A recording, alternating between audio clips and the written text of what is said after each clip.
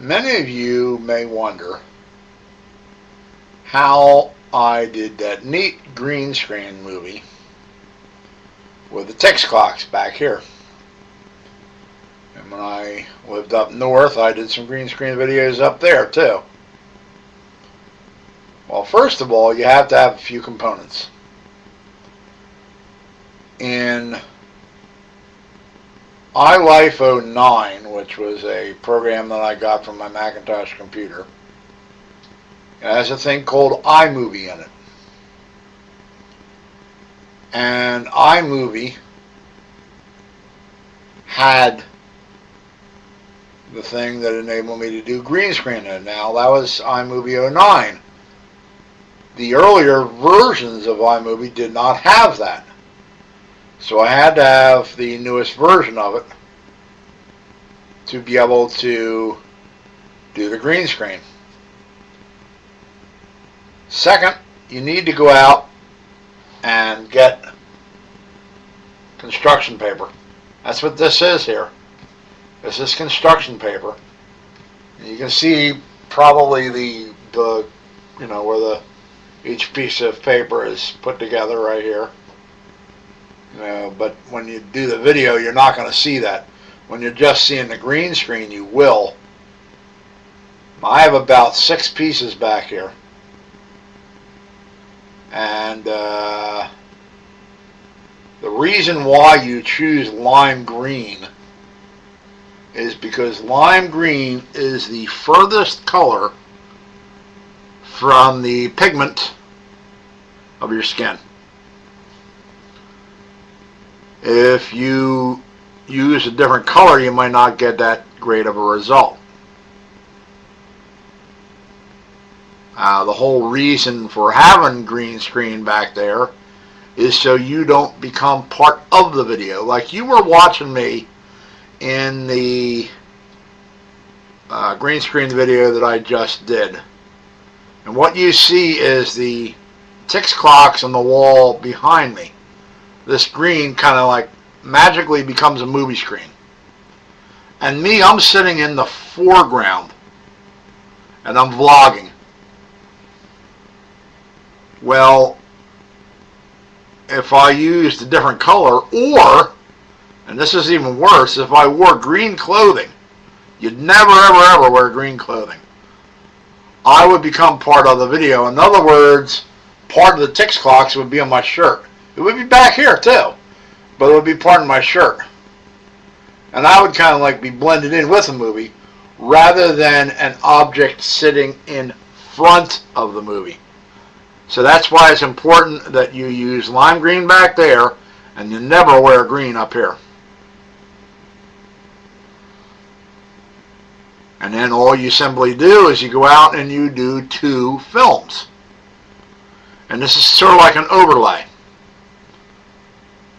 And you do your first film and you do your second film, and then you take the first film and you upload it to iMovie, and then you do the second film and you upload it to iMovie. And you put it in the event section.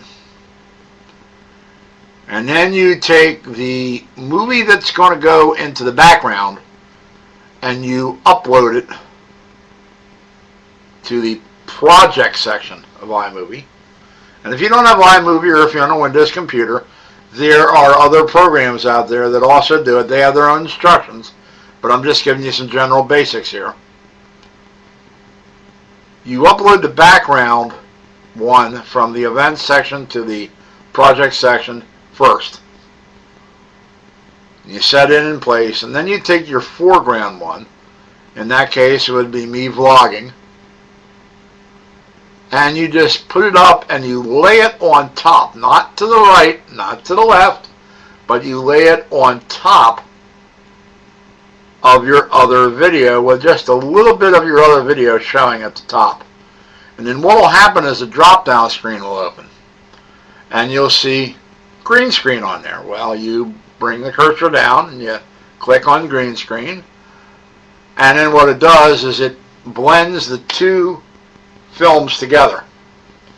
Now you also have to detach the audio from the first video. So in other words, if it was, let's say, an older video, and in the newer video I'm just vlogging in the front, if I don't detach the audio from the one in the back, you're going to have the audio from both videos at the same time. And that is usually under the drop down menu called Edit. E-D-I-T, Edit.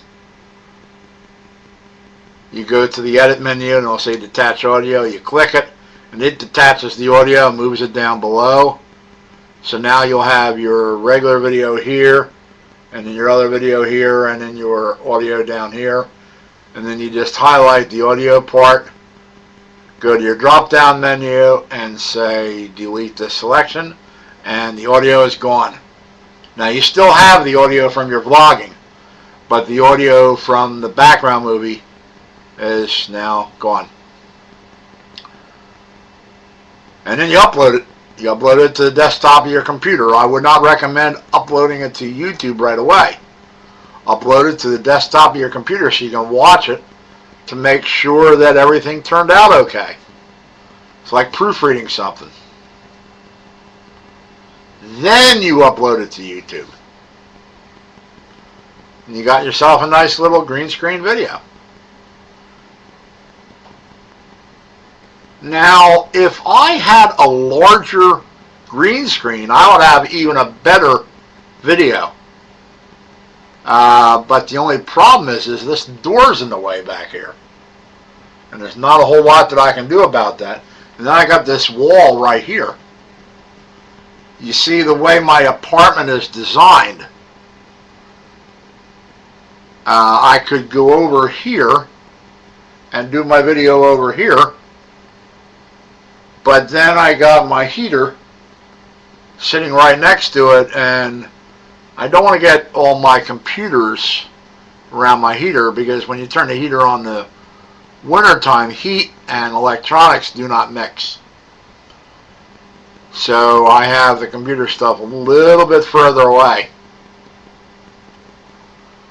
Most apartments here would not have this issue, because most of the apartments in this complex, the air conditioner heater unit is underneath the window.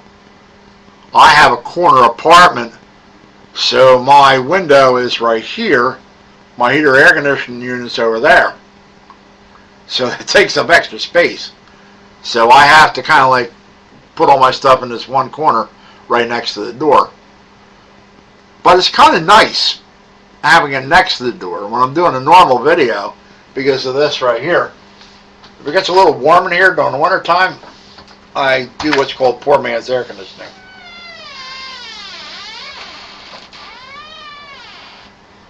Open the door. There's my link to the outside. That's just the steps going upstairs. But it's kind of neat. So you can always have the video right at the right temperature. I have my body at the right temperature too.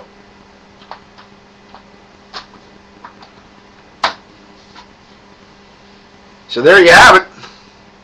A little how-to on how to do a green screen video. Thank you for allowing me to bore you, and have a great day. Bye.